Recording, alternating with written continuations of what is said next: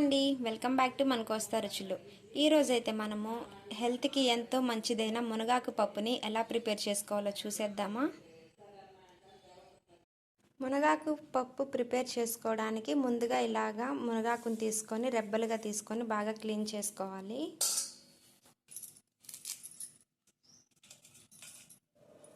మునగాకుని ఇలా క్లీన్ చేసుకున్న తర్వాత క్లీన్ చేసి పెట్టుకున్న కందిపప్పులోకి యాడ్ చేస్తున్నాను. ఇక్కడ నేను కందిపప్పు 2 కప్పులు తీసుకున్నాను. అలాగే ఇందులోకి ఒక 2 టమాటాలు, ఒక ఉల్లిపాయ, ఒక 2 పచ్చిమిర్చిని ఇలా కట్ చేసుకొని వేసుకుందాము. అలాగే క్లీన్ చేసుకున్న ఒక 2 రెమ్మల చింతపండును కూడా యాడ్ చేస్తున్నాను.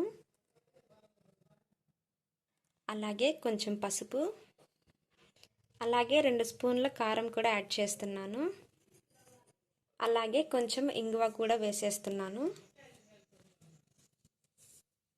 ఇలాగా అన్నీ యాడ్ చేసుకున్న తర్వాత వాటర్ ఒకసారి చెక్ చేసేసుకొని కుక్కర్ మూత పెట్టేసుకుందాము. నాకైతే ఇక్కడ వాటర్ సరిపోయినాయి. మీకు ఒకవేళ సరిపోకపోతే ఇంకొంచెం యాడ్ చేసుకొని కుక్కర్ మూత పెట్టేసుకోండి.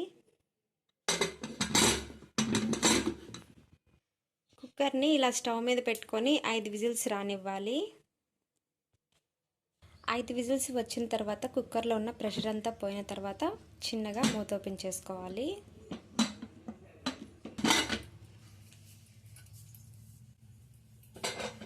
ఇప్పుడు ఇందులోకి టేస్ట్కి సరిపడా సాల్ట్ని వేసుకుందాము. ఇప్పుడు ఈ పప్పుని మెత్తగా మ్యాష్ చేసుకుందాము. పప్పుని ఇలా మెత్తగా మ్యాష్ చేసుకున్న తర్వాత ఇప్పుడు ఇందులోకి మనం పోపు కూడా రెడీ చేసుకుందాము. దానికోసం స్టవ్ ఆన్ చేసుకొని ఇలా ఒక ప్యాన్ పెట్టుకొని ఇందులోకి 2 టేబుల్ స్పూన్ల ఆయిల్ని అయితే యాడ్ చేసుకోవాలి. ఆయిల్ హీట్ అయిన తర్వాత ఇందులోకి పోపు దినుసులను యాడ్ చేసుకుందాము. పోపు దినుసులు వేసుకున్న తర్వాత కొన్ని ఎండుమిరపకాయలను కూడా వేసుకుందాము. అలాగే కొన్ని ఉల్లిపాయ ముక్కలు, ఒక చిన్న ఉల్లిపాయ ముక్క అయితే సరిపోతుందండి. ఆనియన్ ముక్కలు ఇలా గోల్డెన్ కలర్లోకి వచ్చేంత వరకు ఫ్రై చేసుకున్న తర్వాత ఇందులోకి కొంచెం జీలకర్ర కూడా యాడ్ చేసుకుందాము.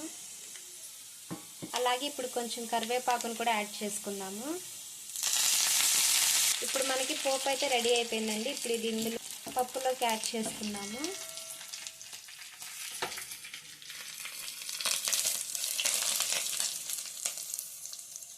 ఇంకింతేనండి, మనకి ఇప్పుడు ఎంతో టేస్టీగా మునగాకు పప్పు అయితే రెడీ అయిపోయింది.